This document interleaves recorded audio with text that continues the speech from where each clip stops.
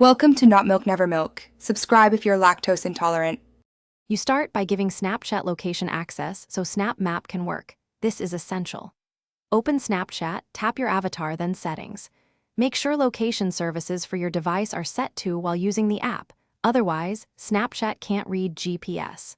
Once done, in Snapchat settings, choose See My Location and enable sharing. This allows you to view friends who have shared their position. You need both system and app permissions. Without both, the map will remain blank and friends won't appear. Pinch the camera screen to open Snap Map. This shows active friend icons and heat areas.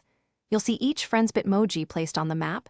Tap one to view their exact shared location and the timestamp so you know how recent it is. Use the search bar to jump to a friend's name and zoom or tap filters to limit results to a group or recent updates. These steps ensure you're not guessing. Snap Map relies on live sharing and friend visibility settings. To finish, confirm your friend has opted to share location. If they use ghost mode, you won't see them.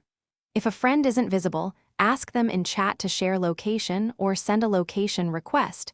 This prompts them to grant access. Make sure both of you have current app versions and background location enabled.